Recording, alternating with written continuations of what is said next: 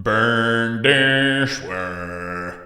You know what I'm saying? The opening scene depicts a historical event during World War I in 1917, specifically focusing on the conflict between Germany and France. Tragically, we learn that numerous young soldiers have already lost their lives. Prior to placing the deceased German soldiers into coffins, their uniforms are removed and sent for washing. Afterwards, the uniforms are sewn onto new clothing, which will be worn by the next batch of soldiers. It has been 3 years since the war began, and we are introduced to a 17-year-old boy named Paul Baumer, who, along with his school friends Albert Kropp, Franz Müller, and Ludwig Bem, enlists their names in the Imperial German Army. It is revealed that Paul's mother has forbidden him from joining the army, but Franz convinces him to forge her signature on the approval letter. One day, the group listens to a patriotic speech by a school official, after which they receive their uniforms, unaware of the fact that they belong to the fallen soldiers from a previous battle. Oblivious to the harsh realities and cruelty of the battlefield, these young boys are motivated to go to war, only to be perceived as cool people in the eyes of the public. The next day, the boys are deployed to northern France near La Malmaison. After arrival at the base camp, a doctor blocks their path and asks that the soldiers vacate their vehicle in order to transport injured comrades to the hospital. From there, they all proceed to walk towards the battlefield. After a long walk, they reach their hiding spot, where they meet other soldiers and a vice commander named Stanislaus Kaczynski. During their first night in the trenches, Paul and Albert are assigned to keep watch. A short while later, they hear footsteps and become alert, so Paul prepares his weapon and scans the area for any signs of movement. Upon spotting something amiss, he instinctively opens fire, inadvertently revealing their location. In response, the enemy retaliates and shoots at Paul's head, but fortunately, his helmet shields him from the bullet. The next second, the enemies launch a brutal attack, forcing all the German soldiers to seek refuge inside a bunker. As the assault intensifies, Paul and his friends are forced to hide since they lack advanced weaponry to counter the enemy. The boys' idealized perception of war crumbles as they confront its grim realities. Unfortunately, due to the continuous bombarding, the bunker collapses, trapping and killing some of the soldiers under the rubble. In the morning, Paul, who is still buried under debris, is rescued by Albert and the other soldiers. Overwhelmed and traumatized, Paul takes a moment to rest. It is during this time that Stanislaus, a compassionate leader unlike the others, offers Paul a piece of bread and lets him know about the horrors of war. Shortly after, Paul is assigned to the task of retrieving identification tags from the deceased soldiers' necks. While doing so, he comes across the lifeless body of his friend Ludwig, which brings him to tears. Paul takes a moment to grieve and mourn the loss before continuing with his task. The scene then shifts to 18 months later, where we witness a meeting between a German state secretary named Matthias Erzberger and the German High Command. Erzberger, weary of the mounting losses, tries to convince the High Command to initiate armistice negotiations with the Allied powers. Back on the battlefield, Paul appears to have grown accustomed to the harsh reality of war. One day, while walking with Stanislaus, they stumble upon a small farm near the forest. Craving to eat something tasty after a long time, they plan to steal livestock from the farm. Stanislaus enters the premises while Paul keeps a watch outside. After successfully stealing a pet, they quickly run away from the scene. They then return to the base and cook the stolen food. Albert, Franz, and another soldier named Jaden join them and have a wonderful meal. Amidst this, they also joke and laugh, creating a joyful atmosphere and forgetting the bitter reality of war for some time. That farmer is pissed though. The following morning, as the soldiers prepare their breakfast, they spot 3 women passing by. Having been deprived of female companionship for a long time, they are captivated by their presence. Franz even goes a step further and approaches the women, offering to escort them home. Later that day, the soldiers receive letters from their families. Since Stanislaus is illiterate, he asks Paul to read a letter from his wife. The letter describes how much she misses Stanislaus and her desire for them to visit their son's grave together. After hearing this, Stanislaus says that he feels like a loser, as his child had been sick for an extended period of time before passing away, but he was unable to visit his son even for a single time. Furthermore, he worries that he will be unable to reintegrate into peacetime society. According to Stanislaus, the government's promises of substantial salaries have trapped them, but in reality, the actual value of the wages is worthless, especially considering the uncertainty of survival until the war's end. That same night, Franz returns to his fellow soldiers and recounts his experience with the women. He brings a handkerchief belonging to one of them as a keepsake, offering it to Paul to sniff it and experience the woman's scent. Don't laugh, it's not perverted. It's touching. The next day, Paul, Albert, Franz, Stanislaus, and Jaden are assigned the task of locating the dead bodies of 60 soldiers who fell during the recent attack in France near an abandoned rail track. While searching, Stanislaus detects a lingering trace of poisonous gas used by the French earlier. Suspecting that the soldiers may have sought shelter in the area, the group enters a nearby warehouse. They carefully search the area and eventually discover a room containing the lifeless bodies of all 60 soldiers. Upon witnessing the horrific sight, Stanislaus says that the soldiers must have succumbed to an excessive dose of poisonous gas, likely due to premature removal of their gas masks. On the other hand, Erzberger and some other German delegates board a train to the forest of Compiègne for ceasefire negotiations. However, a general named Friedrichs opposes the idea of armistice talks, believing that the French will seek unfair terms. He still hopes that Germany can win the war, despite lacking advanced equipment. As a result, General Friedrichs instructs his men to prepare for an attack before French reinforcements arrive. That night, Erzberger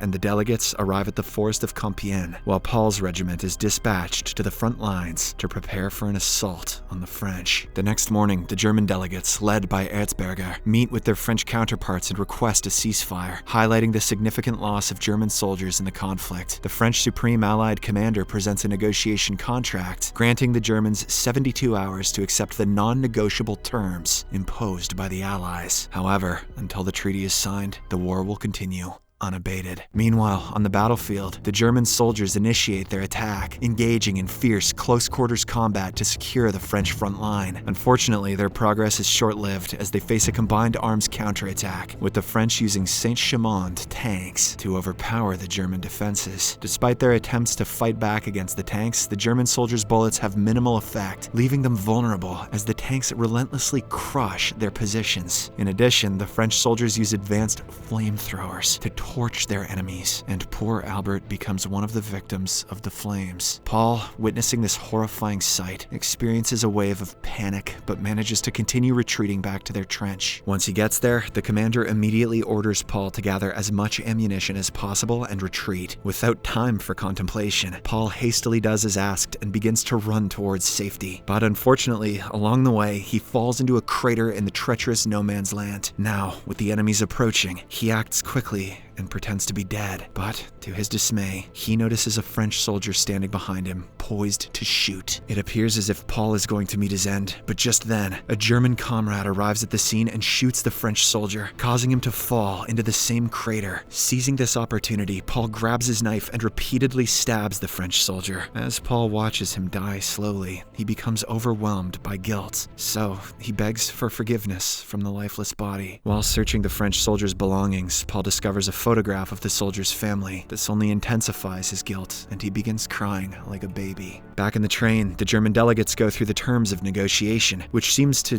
corner Germany. Hence, a senior official objects, stating that signing the agreement would be seen as surrender. He would rather lose the war with honor. However, Erzberger argues that the decision should not be based solely on winning or losing, but on the thousands of young German soldiers who are desperately fighting a war which is unwinnable. A few hours after sending the agreement copies to the higher government officials, Erzberger receives instructions from the field marshal to accept the Allied terms. Following this, the delegates from both countries meet for further negotiations. Erzberger assures the French delegates that their government will make every effort to fulfill France's conditions. He, along with the two other German delegates, signs an armistice agreement set to take effect at 11 a.m. the very next day. With this, the French delegates finally declare the end of the war. Elsewhere, Paul makes his way back to the base and discovers the soldiers rejoicing over the impending end of the war. Inside the medical facility, he finds Jaden, who is seriously wounded in the legs. It appears as if he is never going to walk again. Jaden then brings out Franz's scarf and reveals that the poor boy also succumbed to his injuries. Devastated by the loss of his friends, Paul ties Franz's handkerchief around his neck as a tribute. With a heavy heart, he then heads to the kitchen, where he reunites with Stanislaus. Together, they bring food for Jaden and provide him with a spoon and fork to eat up.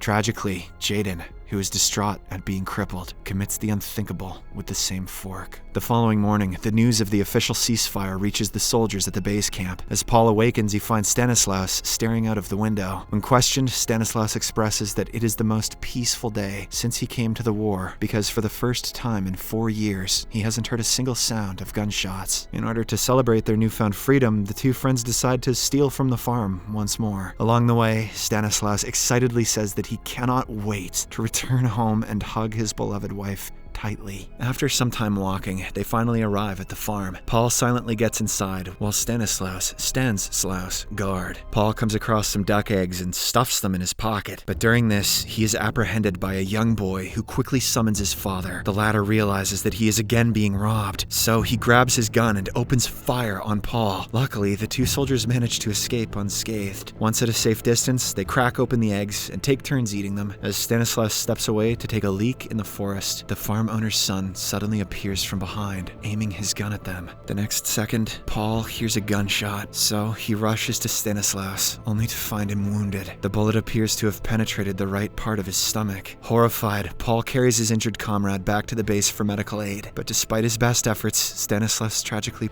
passes away due to excessive loss of blood. This shatters Paul, as he has now witnessed the loss of all of his friends. The war has totally broken him. Later on, all the soldiers are called to assemble in the courtyard, where General Friedrichs delivers news that they will soon be returning home back to their families. However, in a surprising twist, Friedrichs, driven by his desire for a German victory, contemplates one final attack to commence at 10:45 a.m., just before the scheduled ceasefire at 11. He orders the soldiers to capture territory before the ceasefire takes effect, disregarding the potential loss of lives it would lead. Despite their reservations, the soldiers are compelled to obey these higher orders. In the next scene, the soldiers reluctantly make their way back to the battlefield, launching the attack precisely at 10:45 a.m. as per the order. Paul engages in combat, relentlessly eliminating as many French soldiers as possible. In the midst of the chaos, Paul comes to the aid of a young German recruit, but in the process, he becomes the target of a French soldier. Both Paul and the French soldier tumble into a bunker. As they stand face to face, they freeze for a moment, hoping that the clock will strike 11. However, their encounter is abruptly interrupted when another French soldier fatally stabs Paul